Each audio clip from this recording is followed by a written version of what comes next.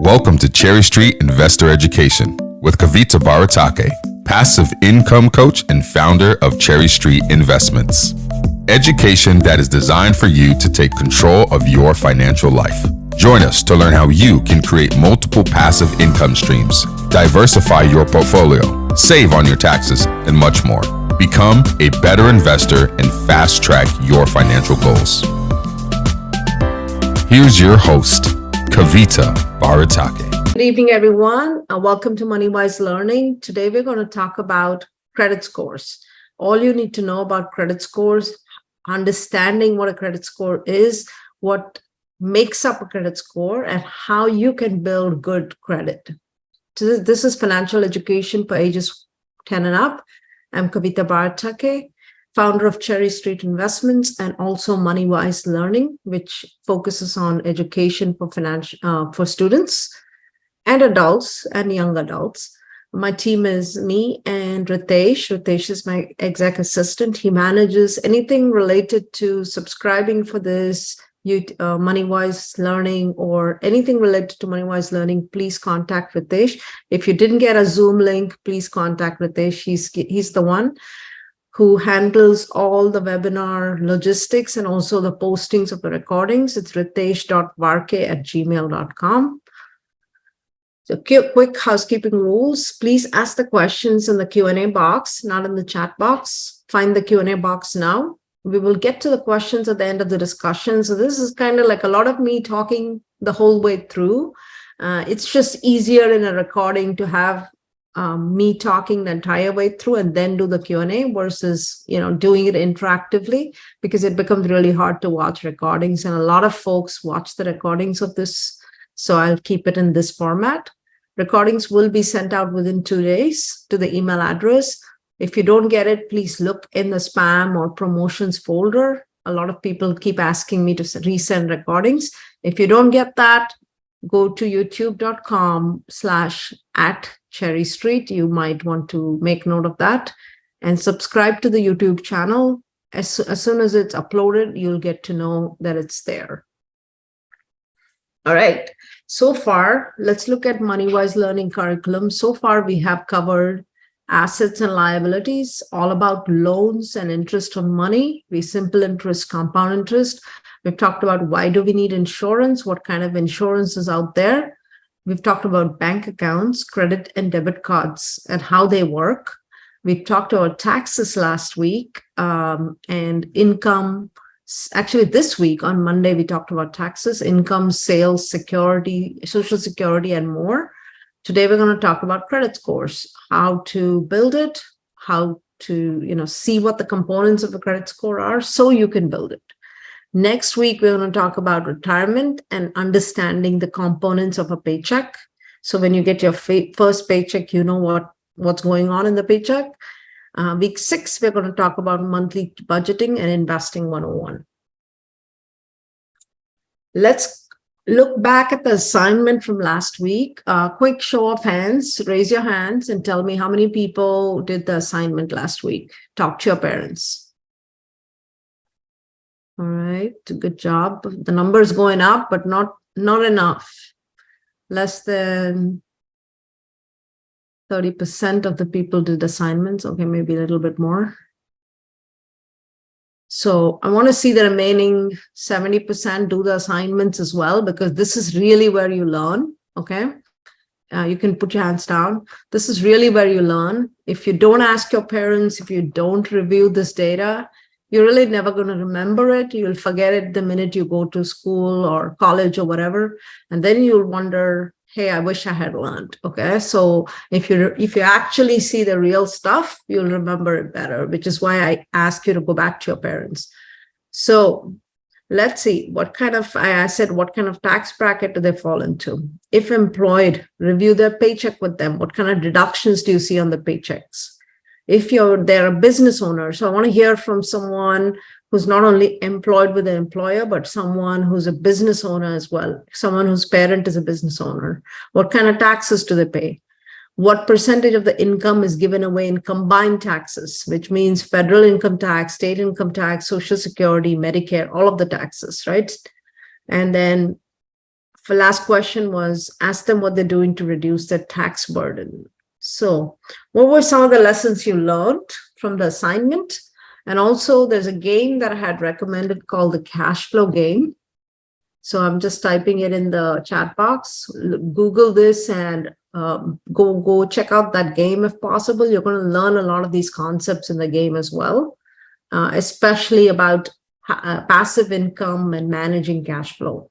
So Gianna said that she saw self-employment taxes, right?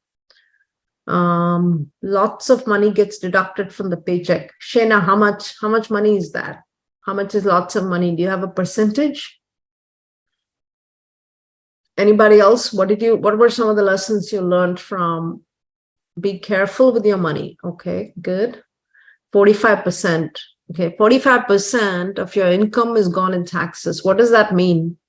You're working for 100% of your income, you get paid only 55% of your income. Is that fair? Maybe not, right? A lot of money is gone in taxes. So you're working and getting paid almost a little more than half of what you really are making, right? So what you see is not what you get anymore. So that's why taxes are such a big issue and you should be aware of them. Gianna says 27%. That's a very good number. It's pretty normal. Shayna said reduce income with STR. That's a good idea.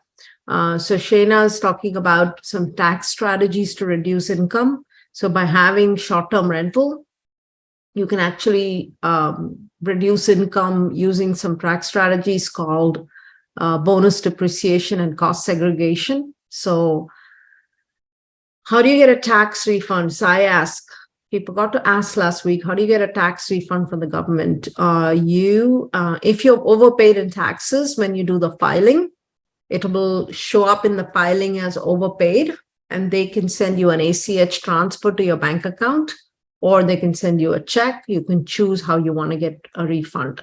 So that happens when you file your taxes with IRS, which is Internal Revenue Services. They're the authority who tax you, who handles all the taxes, the taxation. All right. Any other learnings from last week?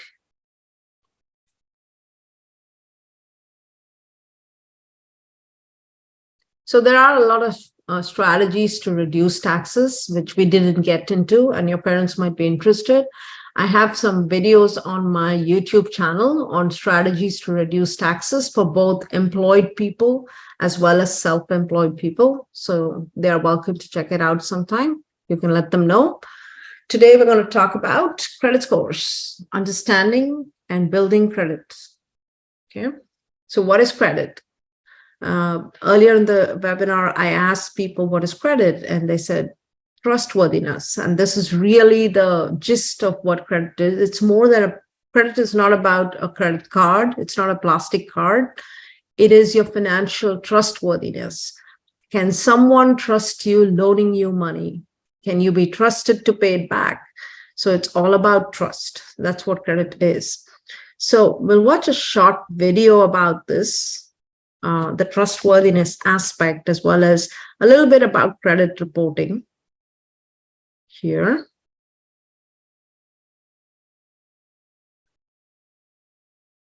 I think I might have to reshare this because I need to share sound as well, so you guys are able to see it with sound. All right.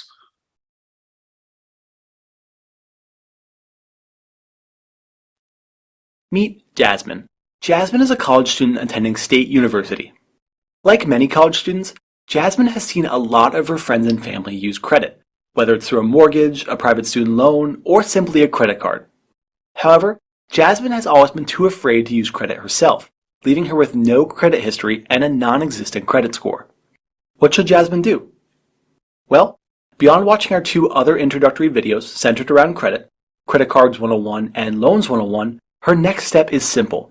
Understand her credit report and score. A credit report is straightforward. It's essentially a detailed history of your credit, covering everything from your payment history to the age and status of your accounts, as recorded by the three major credit bureaus in the United States: TransUnion, Experian, and Equifax. As you can imagine, This is quite a lot of information for anyone to process. So, one company actually created a simple way to summarize this information called a FICO credit score. This is a calculated number between 300 and 850 that summarizes your credit report. The higher your score, the lower the interest rates and the better the rewards you'll get from banks. Plus, a high credit score is also vital for a number of other things, like getting affordable insurance, finding an apartment, or even qualifying for a cell phone plan. Ironically, for such an important number, getting your credit score actually used to be quite difficult and expensive, but now we recommend a website that makes it free and easy for you to get your credit score and report online. This is great for Jasmine, but she's still confused about one last thing. What exactly makes up a credit score? Well, a credit score is actually made up of 5 components, and from understanding each one, you can derive the 4 major ways to improve your credit score. Part 1. Payment history, 35% of your score. Because this is such a large number, it reveals the importance of paying every bill on time, even if it's just the minimum.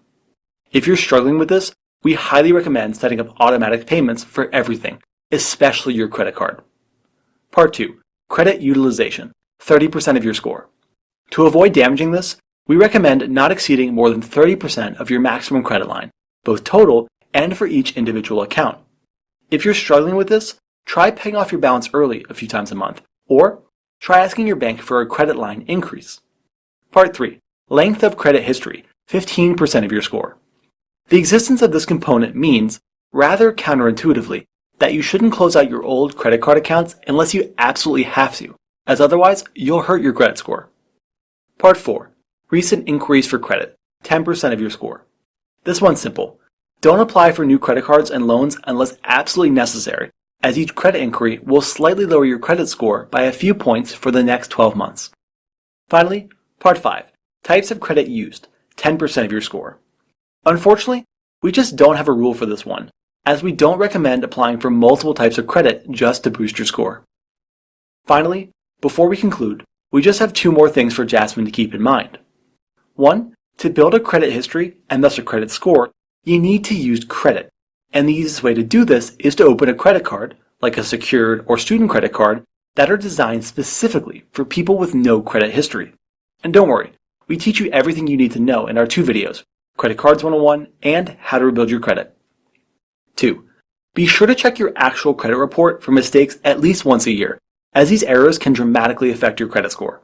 Should you find one, be sure to contact the credit bureau as soon as possible. Hopefully you and Jasmine now better understand how credit scores and reports work. Be sure to check out our next videos, which... All right. So I just wanted to share this quick video I found, which talks about the credit score, and we will talk in more detail about this right now. That was just a little preview. So let's talk about credit score. So it's a measure of your financial worthiness, measures how likely you are to make payments for loans taken by you. It's a number that changes as all the different things, the elements you saw, the 5 different elements, as that changes, the credit, the number changes, right? So let's say I applied for a new credit card, my credit score will get lower because I opened a new line of credit. If I went and bought a new car and got a new car loan, guess what's going to happen to my credit score? It's going to dip a little bit, but it'll come back up in 12 months or maybe even sooner than that. But there'll always be a change in the number. If I apply for credit, if I close credit, if I don't pay something on time, all of those can affect your credit scores. So the FICO scores is the most common credit scoring system. That's what Sai was talking about. It ranges from 350 to 850. The Vantage score is a new credit scoring system that ranges from 501 to 990. And this is something they've come up with recently, fairly recently. So as you saw in the video, what makes up a credit score is a mix of all these 5 different things. And you can see the chunk of it is influenced by 2 things. 65% of it is influenced by just 2 things: the amounts you owe and the payment history, right? The amounts you owe, if let's say I have a credit available of $100,000 that I can borrow against my credit card. If I use 40% of it, that's a very high utilization of credit, right? So The higher the utilization, the lower the score. What they're saying is that you want to have a lot of credit available to you, but you don't want to use too much of it, right? So you want to keep credit utilization in a single digit number, which means if you have $1,000 credit limit, your utilization should be 10% or lower. So if 10% of $1,000 is $100. So you want to use less than $100 for your credit. Of course, you're not going to have a utilization of or rather a credit limit of 1,000. You'll probably have larger credit limits, but you want to keep that utilization, keep your eye on the utilization. And that's very important. Besides paying bills on time, that's very, very important.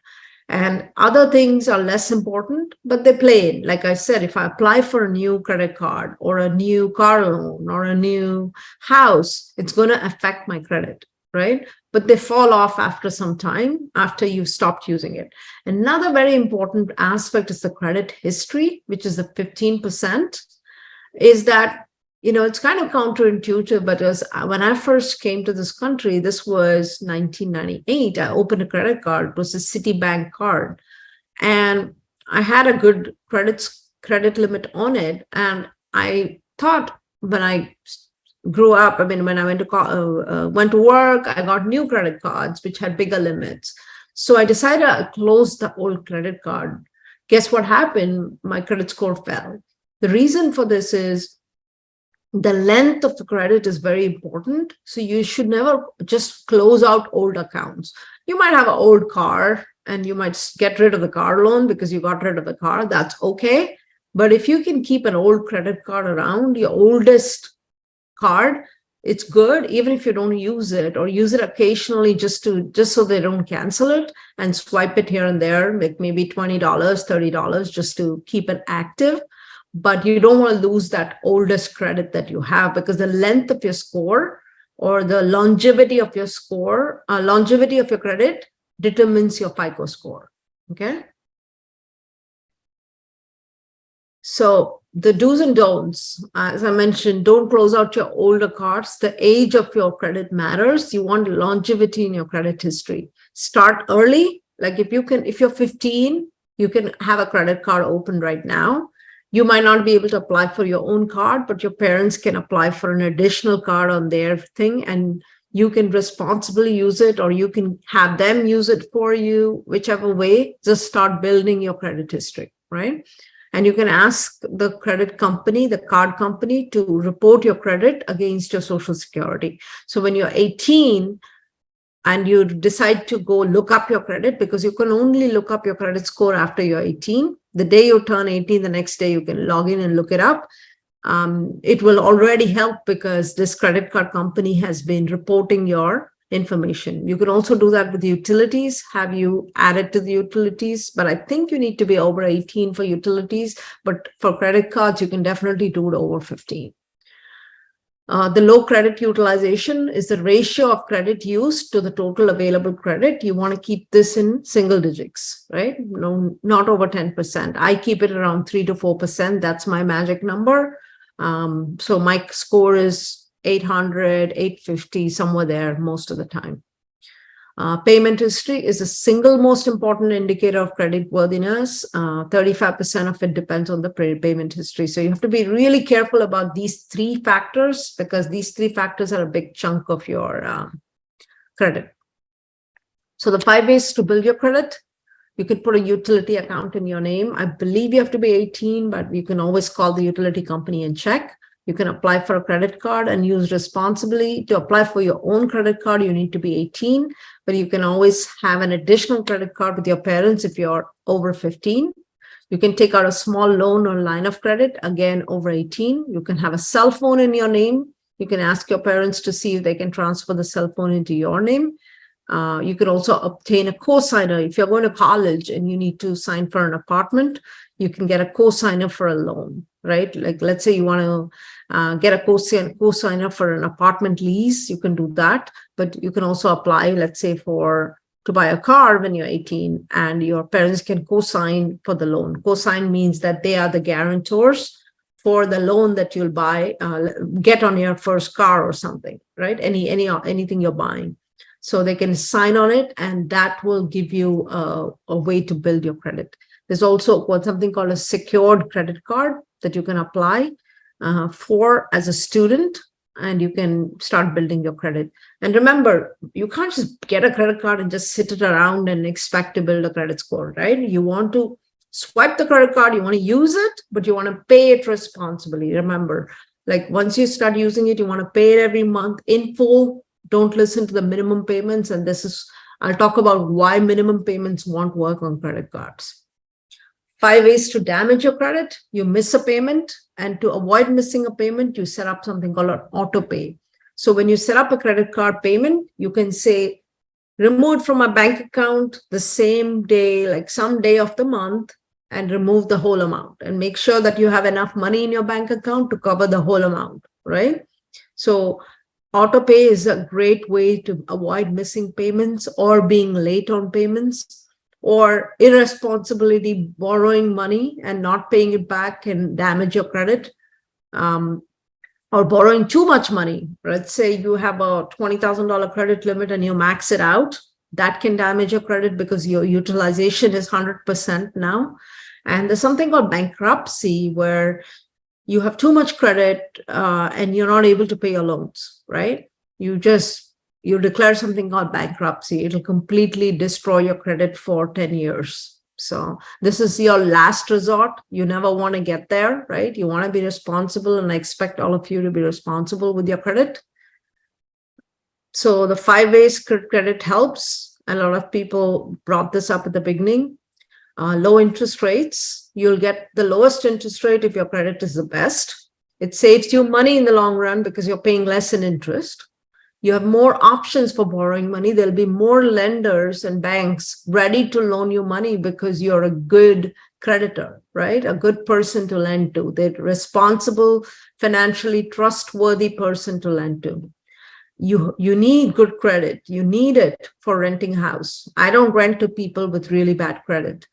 You can't buy a house without good credit, because the mortgage lender will not give you a mortgage if you don't have good credit, right? They might not give you a mortgage if a credit score doesn't meet the minimum criteria. Also, what's interesting is, let's say I want to go apply for electricity for my house or water. The electric company or the water company might need a deposit. But if you pull your credit, or if they look at your credit score, they will, and it's good, they trust you, they might need little or no deposits. So you can save a lot of money in different ways if your good credit is good. But to build that good credit, you really have to be responsible. 5 ways the bad credit hurts. Opposite of this, very high interest rates for all the loans, very few options to borrow the money, disqualified. Like there are people who can't rent a house because they just don't have good credit. Landlords are not willing to rent houses to them. There are people who can't buy houses because their credit score is so bad. There are security deposits you need to put with the utility providers. And finally, this is the last one, is they get into a debt spiral because they just can't keep up with the high interest loans or credit cards. Credit card loans can be 22% interest rates. They just don't have enough money. They're not able to pay. Then they get into more debt because they're not able to pay. And then it just piles up. And we'll talk a little bit about the debt spiral here as well. So let's look at this interesting credit card problem we have. We have a principal balance on a credit card of $25,000. Someone borrowed $25,000 or spent when shopping and spent $25,000 on a credit card. The minimum payment that the credit card company is usually 1% of the balance. In this case, it's $250 per month. That's what the credit card company expects you to pay as minimum, right? Remember, we talked about this. We never pay the minimums. We don't do that. Of course, if you had $25,000 lying around, you would pay all of $25,000. But let's say you don't have it, right? You got yourself into a deep hole and you don't have the money to pay it. What do you do? So let's look at calculating the credit cost interest using a calculator. So I plug the balance. I put APR of 22% because credit card loans are expensive. And 30-day period, okay? Then I did hit the calculate, and this is what I get. $456 is the interest on $25,000 for 1 month. So what's the problem here, right? The credit card company says you can pay $250 and the interest is $456. The minimum payment won't even cover the interest charges. What's going to happen the next month? They're going to have, instead of $25,000 on their bank, on their credit card, they're going to have 25 plus 456 minus 250. So it adds another, what is it? $206.03 on top of the 25,000. So every month that the person sticks to a minimum payment, guess what's happening? Their payments keep ballooning, right? They keep growing and growing because every month $156 gets added to the credit card, actually more, because now it's compounding. So the next month they're going to pay interest on 25,256, right? Or whatever that is, 156, right? 156. Or is it 2? Yeah, it's 256 actually, 256. Yeah. No, sorry, 156. What am I thinking? 150. Yeah, 456 minus 106. I'm sorry. 250, 350, 450. What's wrong with my math here? 206. I'm sorry. 25,206.03. So the next month, their balance is 25,206. The interest is going to get calculated on 25,206. It's going to be even higher than 456. So they get into this credit spiral where they're just never able to keep up and they're suffocating. And this is one credit card. Some people have 5 credit cards open and all of them are just accumulating interest like crazy and they don't know what to do about it.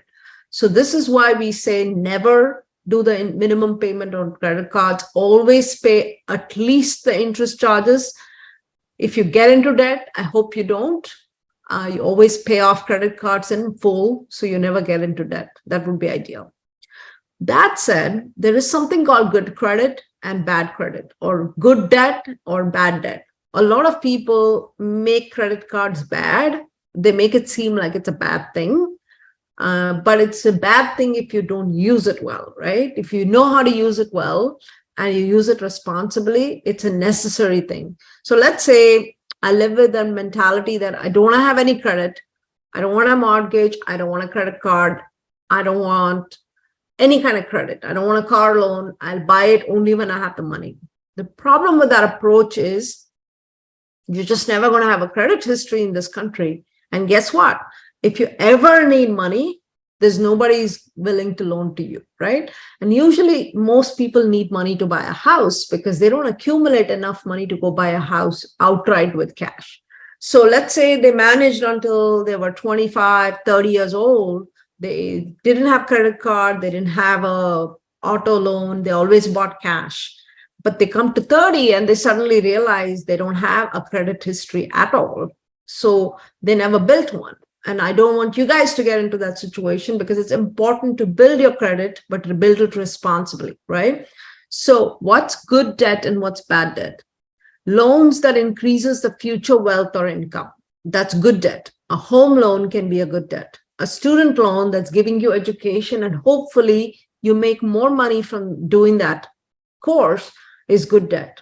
A business loan to start a business and make money is a good debt. A property investment loan. I have over $1 million in just loans with different houses, right? Is that good debt or bad debt? These $1 million in loans are making much more every month to pay off these loans, right? They're making enough money to pay them off. So they're good loans. So you not all loans are bad. They're good loans and they're bad loans. Generally, if a loan can make you money after paying it off, then it's a good loan. So let's say you buy a rental property and it makes $2,000 a month. Your loan payment is $1,200 and your property taxes are $500. Your total payment, let's say all the payments on the property is $1,700. You're making $300 net, right? Now the property now is an asset because it's putting money in your pocket. And the loan is a good loan. It's a good debt, okay? Because it's putting money in your pocket. If it takes money from your pocket, it's bad debt, okay? So let's say you buy a car, a fancy car, or you buy a fancy TV, and it's worth nothing in a few years. It loses all its value. A TV, you can buy it, take it out of a shop for $1,000. It might be worth $100 in a 6 months or 8 months. So putting that on a credit card means that you have no value later, right? If you don't have money to buy food and then you put everything on credit, again, that food is going inside you. Of course, you have to live, but that's bad debt. You need to be making enough money so you can eat and live. If you're going to travel the world, but you have no money to support that travel and you're going to put it on credit cards, bad debt. Any kind of car financing can be bad debt if you don't use it responsibly. A lot of us do need to get a car finance. So the way I look at it, I might get a 3% car loan and invest the money that I have to buy a car into a 10% return investment, which gives me 10%, and keep the car loan, because guess what? The car loan costs me 3%. My money is working somewhere else for 10%. So you can be smart about the loans you take. That's how you make a car loan into a good debt, by investing that money you might have towards a car into a higher loan or a higher interest rate investment. So just to recap, we talked about what determines your credit score: payment history, new credit, credit utilization, credit mix. We talked about the do's and don'ts of credit building. We talked about the different ways to build or damage your credit. We talked about the advantages of good credit and the disadvantages of bad credit. We talked about how you can get into a debt spiral with credit cards if you don't pay them on time and pay them in full, or at least close to that. The interest can really suffocate you and you can get into the spiral. We talked about good debt versus bad debt. All right, here is the assignment. You can take a screenshot. We'll also be sending you emails.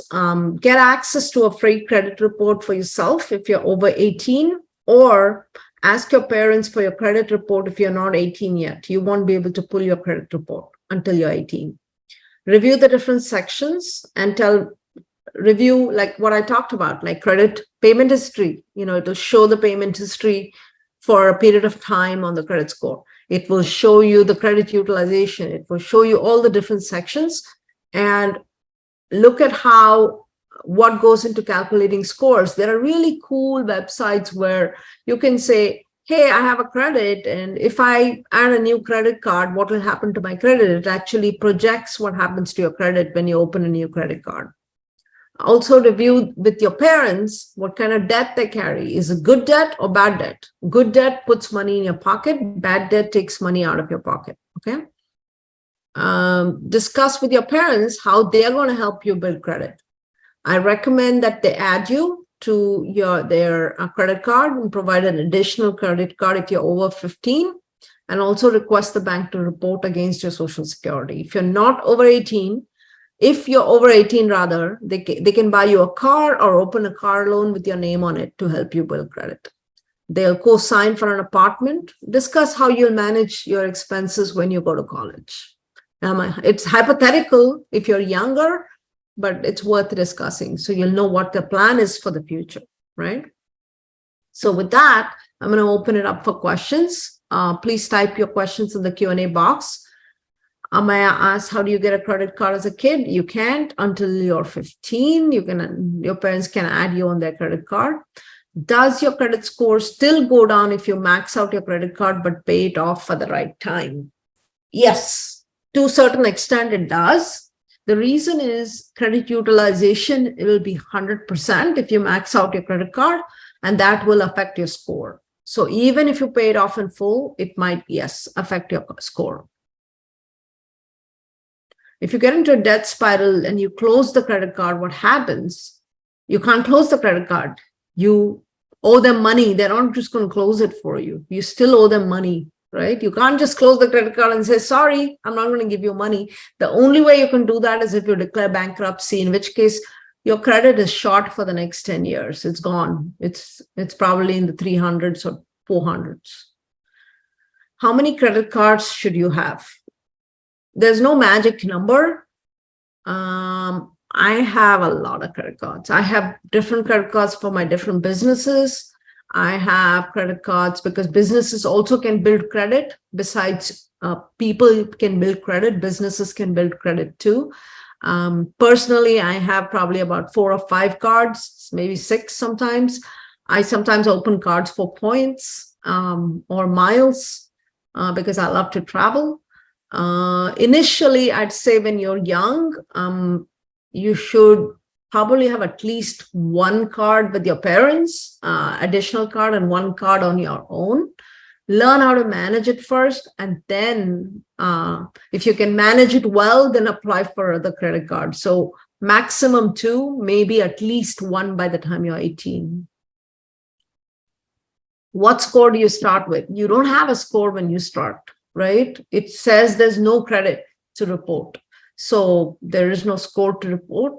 My daughter, interestingly, I opened a credit card for her when she was 15. So when I first checked her score, when she turned 18, I checked her score the next day. It was 751, which is a pretty good score. It's in the excellent category for someone who never really actually did anything actively in terms of credit. So the additional credit card helped her build that 750 plus score up.